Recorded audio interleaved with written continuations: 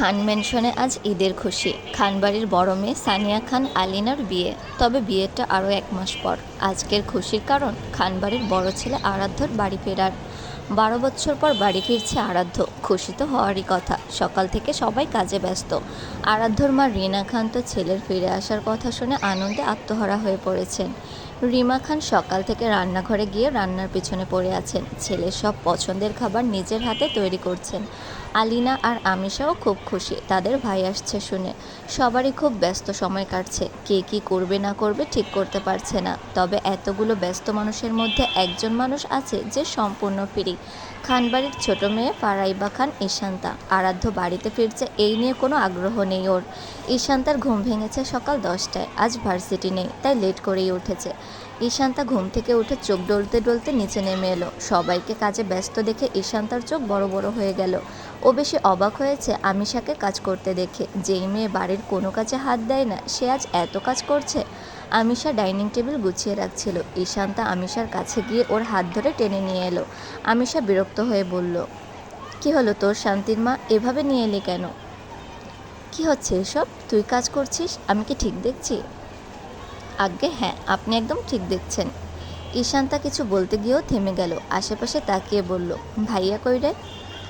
ইহান ভাইয়া এয়ারপোর্টে গেছে ভাইয়াকে আনতে। আমিষার কথা শুনে ঈশান্তা মুখ বাঁকিয়ে বলল, নাটক! সে কি 5 বছরের বাচ্চা নাকি যে তাকে হাত ধরে বাড়িতে নিয়ে আসতে হবে? কেন, যখন বাড়ি ছেড়ে চলে গেছিল তখন তো একাই যেতে পেরেছে, এখন আবার নিয়ে আসা লাগবে কেন? আমিষা কিছু বলতে যাবে তার আগেই ঈশান্তা সেখান থেকে চলে গেল। ঈশান্তা ড্রয়িং রুমে গিয়ে সোফায় বসে পড়ল। ঈশান্তার স্বভাবই এটা। আরাধ্যর কথা উঠলেই ঈশান্তা এড়িয়ে যায় সব সময়। আরাধ্যকে নিয়ে কোনো কথা নিজেও বলে না, অন্যদের কথা বলাও পছন্দ করে না। ঈশান্তার কথা হলো যে নিজের ইচ্ছে চলে গেছে তাকে নিয়ে এত ভাববে কেন?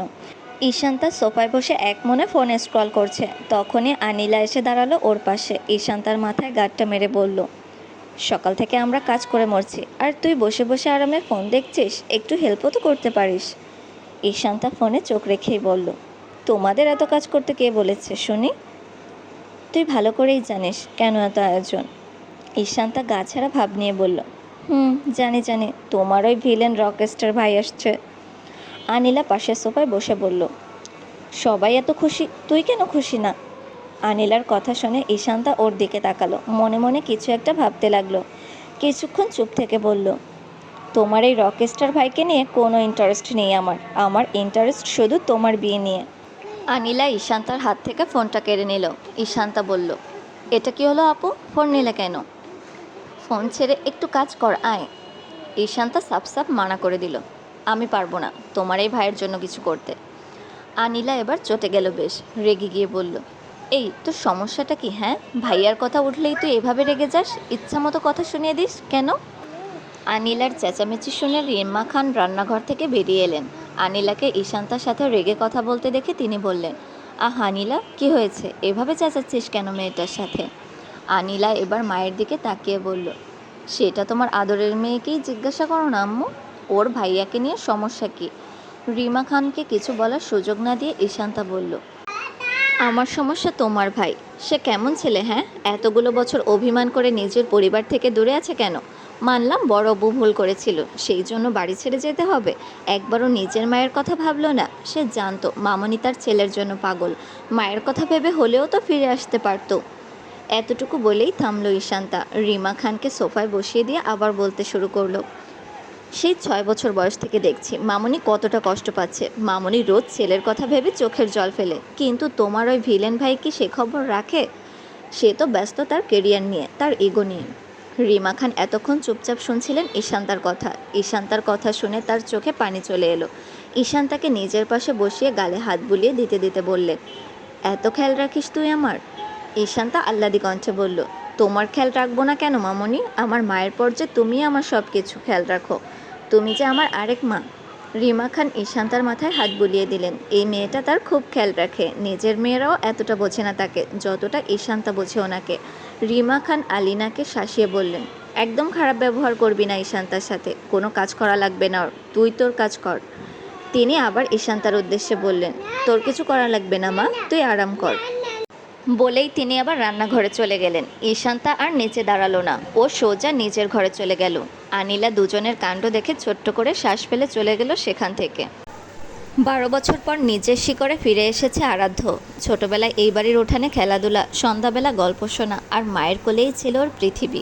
আজ এত বছর পর সেই উঠান, সেই চেনা মুখগুলো আবার নতুন করে চোখে পড়ছে, কিন্তু ভেতরে এক অন্যরকম শিহরণ। ঢাকার বিমানবন্দর থেকে ওরেকে নিতে এসেছে ওর চাচাতো ভাই ইহান। আরাধ্যর সাথে আদিল আর রায়ানও এসেছে। গাড়িতে উঠেই আরাধ্য বুঝে ফেলল অনেক কিছু বদলে গেলেও কিছু সম্পর্ক এখনও আগের মতোই রয়ে গেছে। বাড়িতে পৌঁছানোর পর আরাধ্যর মা ছেলেকে দেখে চোখের পানি ধরে রাখতে পারলেন না, বুক ভরে ছেলেকে জড়িয়ে ধরলেন। রিমা খান কান্না মাখা কণ্ঠে বললেন, কেমন আছিস বাবা? তোকে একবার দেখার জন্য তোর মা যে পাগল হয়েছিল বাবা, কেন চলে গিয়েছিলি এভাবে? আরাধ্য মায়ের পিঠে হাত বুলিয়ে দিল, কিন্তু কোনো কথা বলল না।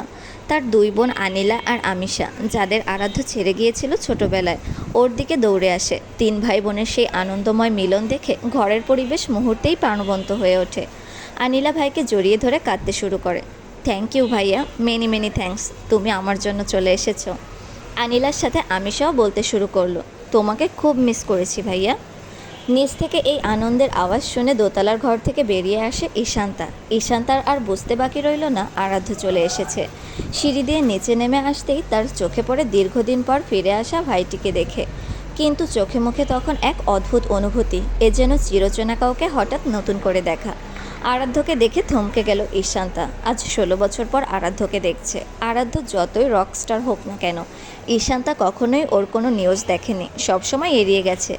কিন্তু আজ আরাধ্যকে নিজের সামনে দেখে ঈশান্তার মনে শুরু হলো এক অদ্ভুত অনুভূতির বিচরণ। ঈশান্তা তাকিয়ে থাকে কিছুক্ষণ। আরাধ্যর চোখেও ধরা পড়ে এক প্রশান্ত বিস্ময়। ঈশান্তাকে দেখে চোখ আটকে গেল আরাধ্যর। দীর্ঘ চুল হাঁটু ছুঁই ছুঁই, এক ধরনের স্বচ্ছ সাদা পোশাকে যেন ঠিক বাস্তব নয়, কোনো ছবির মতো। গায়ের রং এত ফর্সা যে বাড়ির হলুদ আলোয় এক ধরনের ছায়াময় দীপ্তি ছড়িয়ে পড়ে। চোখে মায়া, কিন্তু তাতে কোনো কৃত্রিমতা নেই। আরাধ্য চুপ করে তাকিয়ে আছে, শব্দহীন। তার চোখ থেমে গেছে।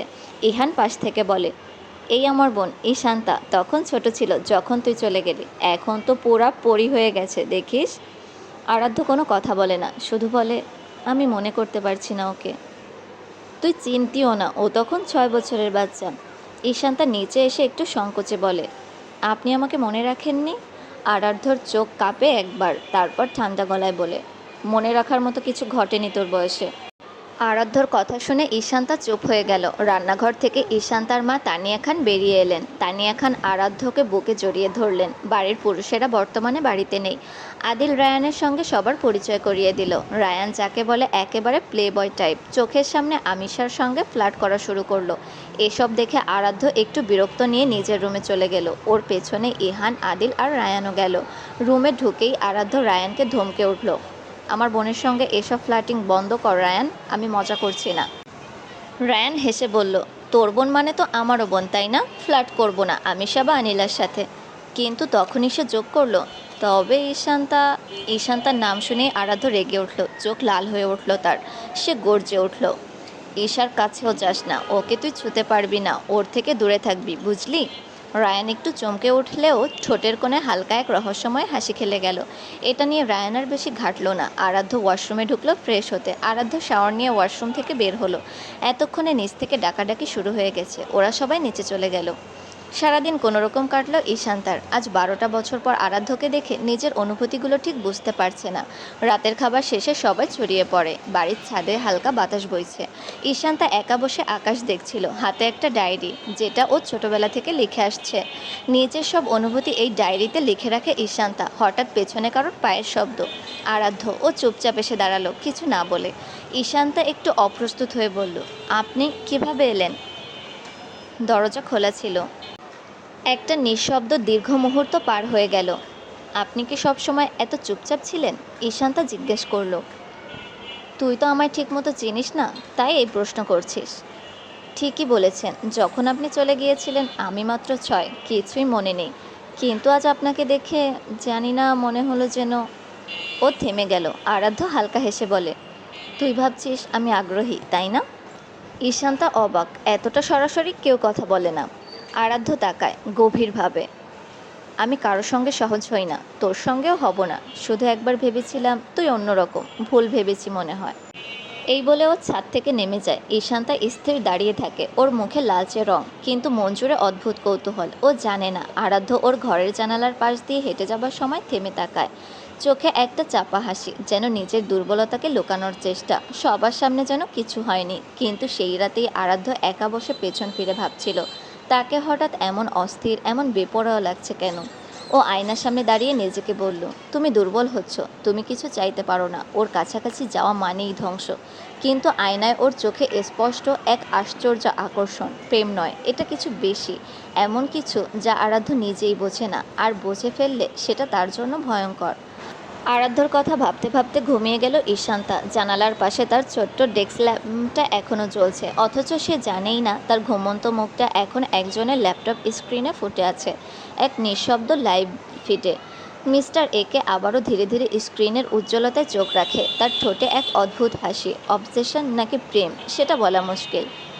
সুইটহার্ট, ধীরে ধীরে ফিসফিসিয়ে বলে সে, তুমি জানো না আমি কে, জানো না আমি কতটা দেখি তোমায়, তুমি আর আরাধ্য, তোমাদের মাঝে কি চলছে আমি জানি সব।